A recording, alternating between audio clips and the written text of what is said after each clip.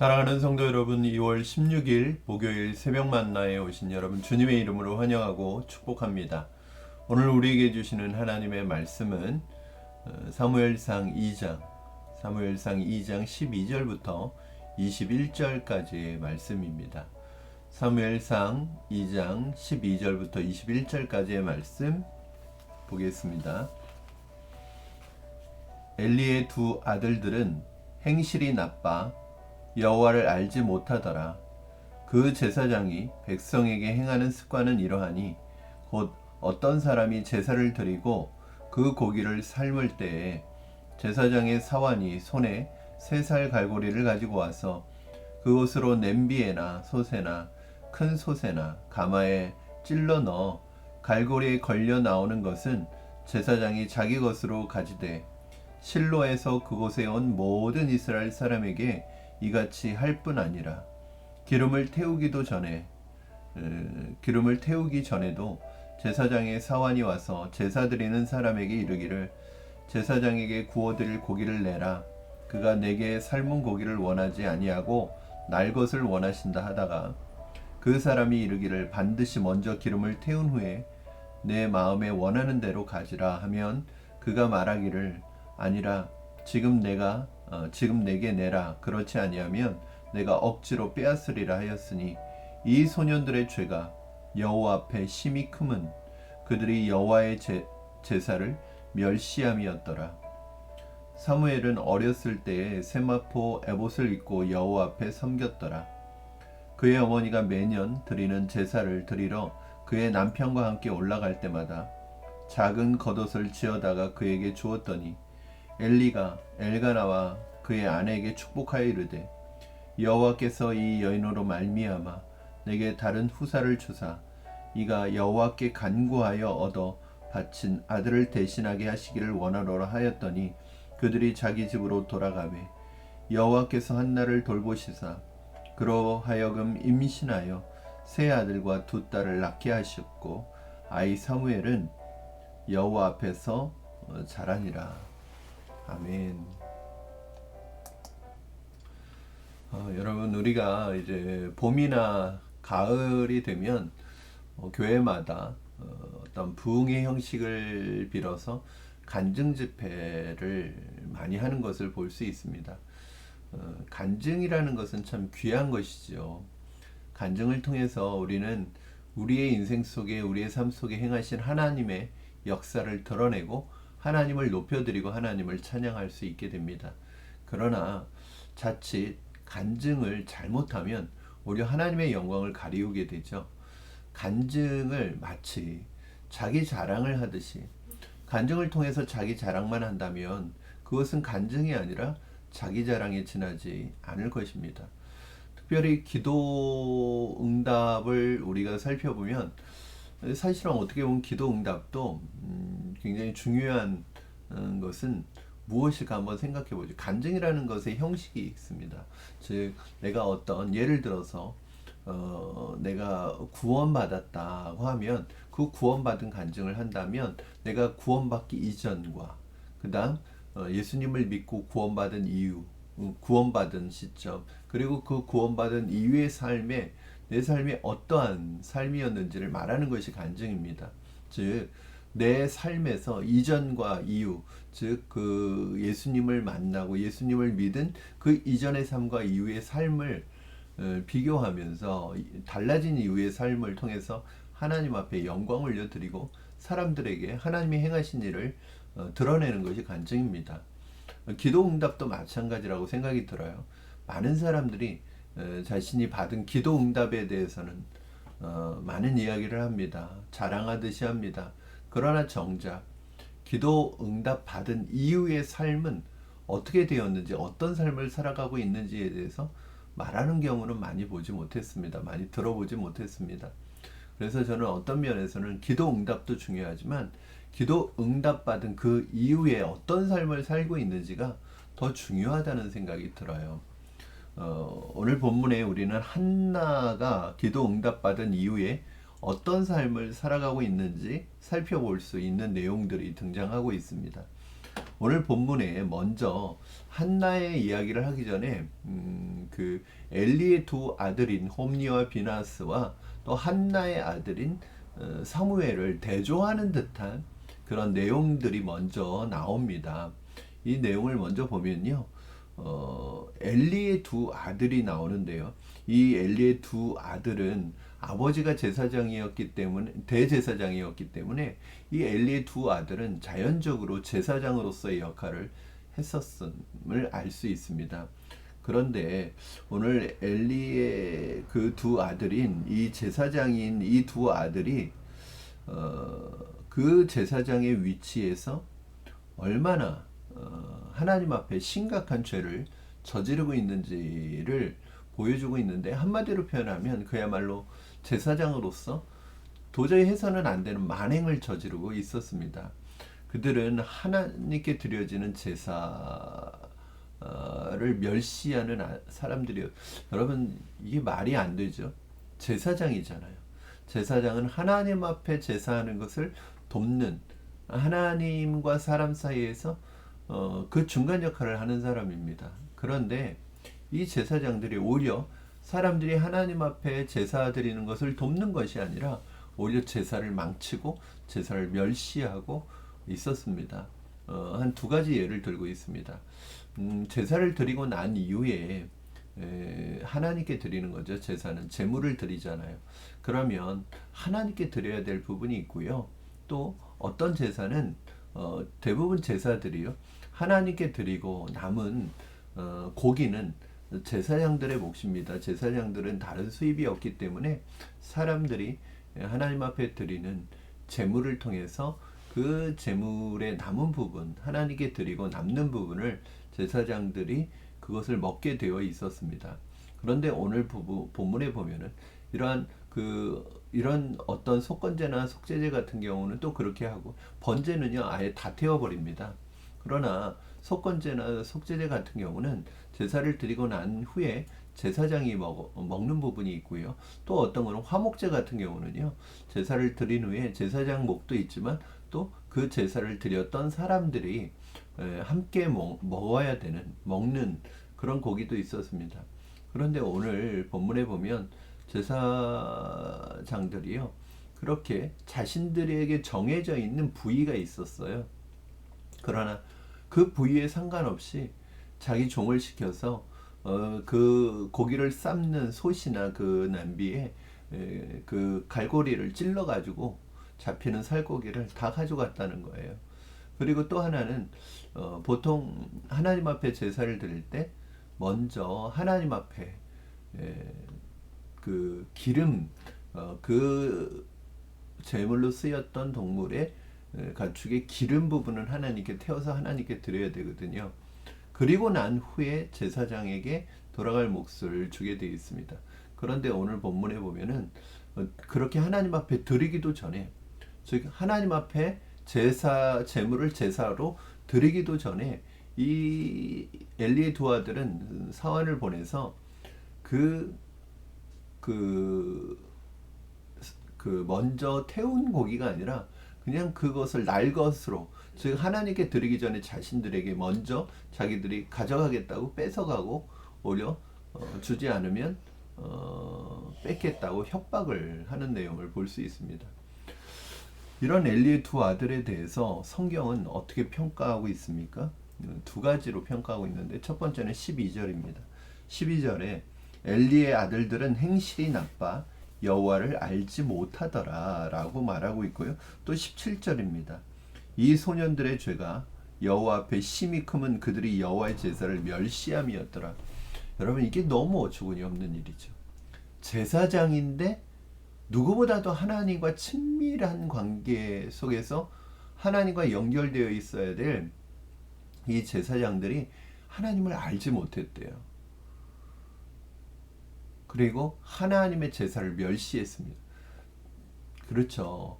이게 제사라는 건 하나님께 드려지는 것이잖아요.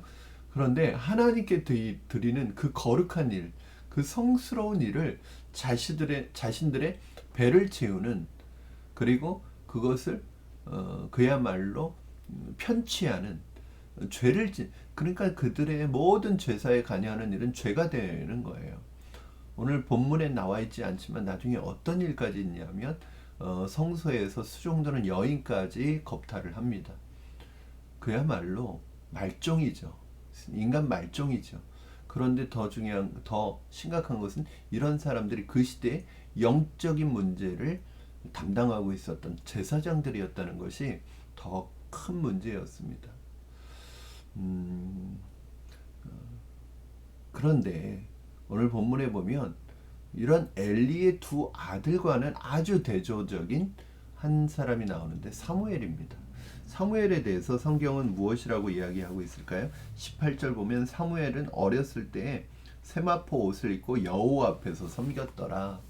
이 사무엘은 제사장도 아니었습니다. 그러나 이 어린아이가 세마포 옷을 입고 여호와 앞에서 섬겼더라. 이것은 굉장히 성실하게 하나님 앞에 제사하는 하나님의 일들을 또 성소에서 이루어지는 일들을 섬기는 역할을 했다는 것을 알 수 있습니다. 저는 이 단어가 참 좋습니다. 여호와 앞에서, 사람 앞에서 그렇게 한 게 아니라 여호와 앞에서 그렇게 했다는 거예요. 그러면 하나님을 의식했다는 거죠. 하나님을 의식하고 살았다는 거죠. 사무엘은 어리지만 하나님을 의식하는 삶을 살았습니다. 하나님 앞에서의 삶을 살았어요. 그렇다면 엘리의 두 아들은 이것과 대조되는 거겠죠. 어떤 삶을 사는 거예요? 하나님을 의식하지 않은 삶을 살은 거예요. 저는 그 사람이 제사장이냐 아니냐, 그 사람이 성직자냐 아니냐, 목회자냐 평신도냐, 그거 하나도 중요하다고 생각하지 않습니다. 어떤 사람이 하나님 앞에서 살고 있느냐가 더 중요하죠. 하나님을 의식하는 것이 더 중요하죠.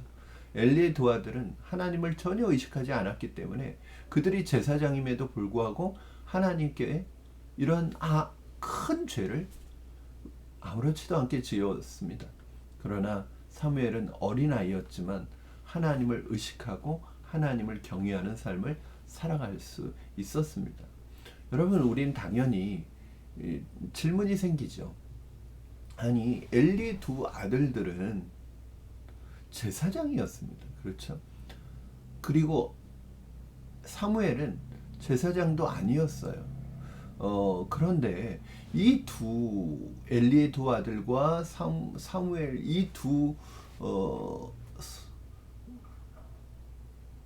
사람들 사이에는, 즉 엘리의 아들들과 한나의 아들인 이 사무엘 사이에는 왜 이런 대조적인 모습이 일어났을까요? 사실은 뭐 때문이다라고 얘기하지는 않지만 오늘 문맥 속에서 우리는 알 수 있죠. 왜요? 사무엘과 오늘 전체 문맥을 보면 사무엘의 아들과 엘리의 두 아들과 사무엘을 대조시키고 있잖아요. 그리고 사무엘에 대해서는 딱 한 절 나옵니다. 여호와 앞에서 섬겼더라. 즉 하나님을 의식하고 하나님 앞에서 섬기는 삶을 살았습니다. 그리고 그 이후에는 다 한나에 대한 이야기가 나옵니다. 여러분, 결국은 우리는 이 엘리의 두 아들과 사무엘의 이런 대조적인 모습의 차이, 이 원인을 어디에서 찾아볼 수 있을까요? 이유가 무엇일까요? 바로 한나의 모습에서 찾아볼 수 있는 것이죠. 여러분, 성경은 12절부터 17절까지 엘리의 두 아들과 18절에 사무엘의 모습을 대조시키고 있어요. 그리고 그 이후에 19절에서 마지막 절까지 한나의 모습을 보여주고 있습니다. 즉 우리는 알 수 있죠. 한나의 모습이 사무엘의 모습에 굉장히 큰 영향을 미쳤을 것이다 라는 것을 알 수 있습니다. 여러분, 한나의 모습을 보겠습니다. 19절입니다. 그의 어머니가 매년 드리는 제사를 드리러 그의 남편과 함께 올라갈 때마다 작은 겉옷을 지어다가 그에게 주었더니, 한나는 매년 제사를 드리러 올 때마다 아들이 입을 겉옷을 직접 만들어다 주었습니다. 우리는 여기에서 아들을 향한 어머니의 사랑의 마음, 그 그리움의 마음을 읽을 수 있습니다. 여러분, 한나는 어린 아들을 얼마나 이 가슴에 품고 안고 또 자고 싶었을까요?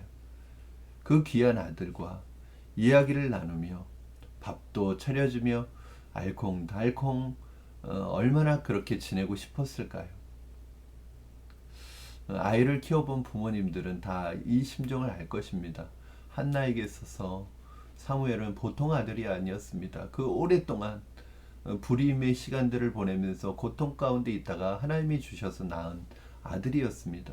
정말 눈에 넣어도 아프지 않을 아들이었습니다. 그런데 한나라고 해서 왜 그 아들을 다른 엄마들처럼 그 아들을 키우며 소소한 행복을 누리고 싶지 않았을까요? 그런데 한나는, 그리고 그 남편이 엘가나는 하나님께서 주신 선물인 것을 알았기 때문에 하나님께 다시 그 아들을 드릴 수밖에 없었습니다. 한나는 자식을 떼어놓고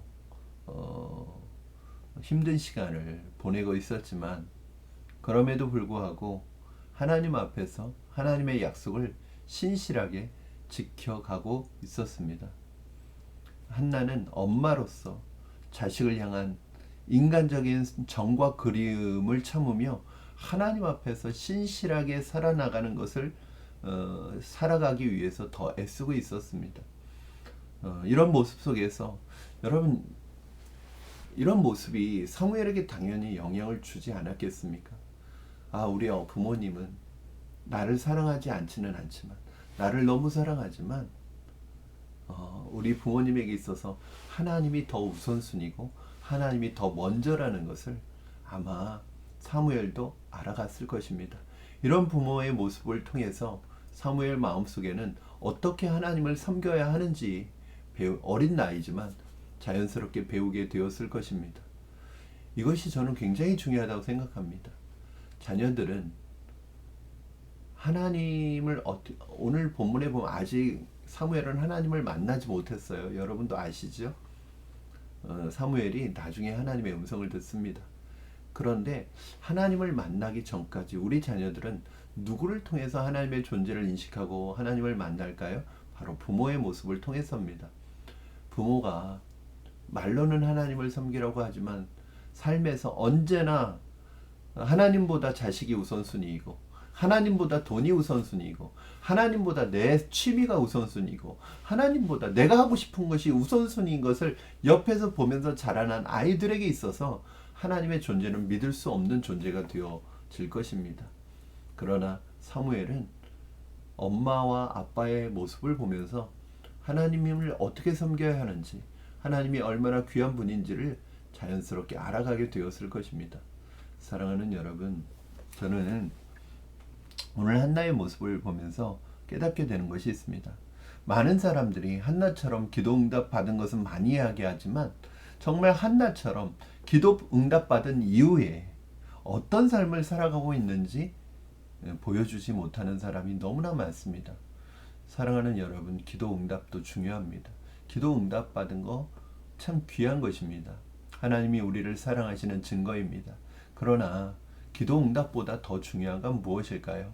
기도 응답 받은 이후에 나는 하나님 앞에서 그 우리의 기도를 응답하신 하나님을 어떻게 섬기며 살아가는지가 더 중요합니다.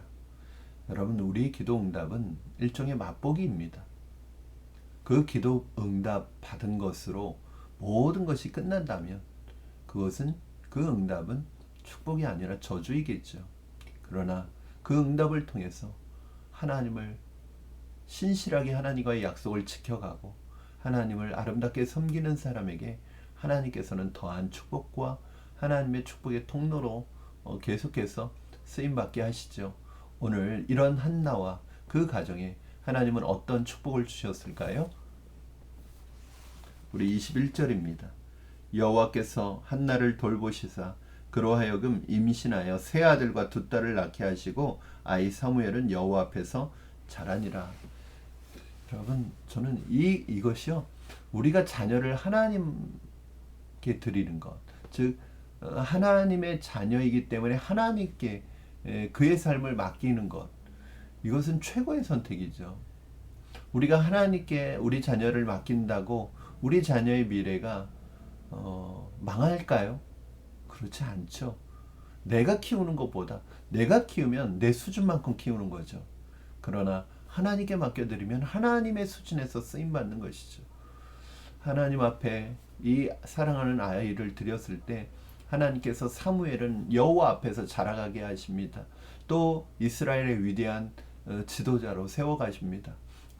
그리고 그 하나님 앞에 드린 그 한나와 엘가나의 가정에는 세 아들과 두 딸을 더 주십니다. 이것을 우리는 일거양득이라고 하죠. 여러분, 하나님 앞에 드린 사무엘도 쓰임받고 하나님께서 그 아들을 드렸더니 하나님께서 그 가정에 5 아이를 더 주셔서 풍성한 자녀의 축복을 누리게 하시고 아이를 키우는 그 은혜를 누리게 하십니다. 이것이 바로 기도 응답받는 사람들의 이후의 삶입니다. 제가 보니까요, 어떤 분은 기도 응답 한 번 받은 것으로 그의 삶이 더 이상 간증거리가 없어지더라고요. 기도 응답 하나 받은 것으로 끝입니다. 그러나 어떤 분은 계속해서 하나님의 기도의 응답의 역사를 맛보며 살아가는 분이 있으시더라고요. 차이가 무엇일까요? 기도 응답 자체보다도 그 기도 응답에 대해 어떻게 반응하고 어떻게 살아가는지가 더 중요하다는 것을 우리에게 보여주는 것입니다. 사랑하는 성도 여러분, 하나님 앞에 많은 기도의 응답이 있기를 주님의 이름으로 축원합니다. 그러나 기도 응답보다 여러분 더 중요하게 생각할 것은 우리에게 기도를 응답해 주신, 우리의 기도를 응답해 주신 그 하나님 앞에서 우리는 어떻게 하나님을 의식하고 경외하며 하나님을 섬기는 삶을 살아가야 할지를 고민하고 결단하는 것이 더 중요하다고 생각합니다. 저는 여러분에게 그러한 은혜가 있기를 주님의 이름으로 축원합니다. 기도하겠습니다. 살아계신 하나님 아버지, 감사합니다. 오늘 말씀을 통하여 기도 응답 이후에 어떻게 하나님을 섬기고 그 기도 응답 이후에 어떤 삶을 살아가야 될지를 고민하게 하시니 감사합니다. 하나님, 기도 응답 받은 것을 자랑하기보다 그 이후에 삶을 하나님 앞에 살아가는데 더 초점을 맞출 수 있게 하여 주시고 이것이 우리의 삶이 되게 하시고 한 번의 기도 응답으로 끝나는 것이 아니라 평생에 하나님 앞에 응답받는 삶을 살아가는 저희들이 되게 하여 주시옵소서. 감사하며 예수님의 이름으로 기도하옵나이다. 아멘. 사랑하는 성도 여러분, 오늘 하루도 주님의 은혜 가운데 응답의 역사가 넘치는 여러분의 삶이 되기를 축복합니다. 여러분, 하나님께 응답 받으셨다면 그 이후에 더 하나님 앞에서 겸손하고 경외하며 하나님을 의식하며 하나님을 섬기는 여러분 되기를 바랍니다. 하나님의 응답의 역사가 여러분의 삶에 끊이지 않기를 바랍니다. 여러분, 응답 이후에 혹시 하나님과 신실하게 하나님 앞에서 하나님과의 약속을 지키시려고 애쓰고 계십니까? 응답 받았기 때문에 이제 모든 것이 끝났다고 생각하고 하나님 잊어버리고 살지는 않습니까? 여러분, 다시 한번 하나님 앞에서 오늘 말씀을 통해 내 자신을 비추어 보시는 여러분 되시기를 주님의 이름으로 축원합니다. 오늘 하루도 행복하시고 오늘 하루도 주님 안에서 승리하시기 바랍니다. 사랑하고 축복합니다.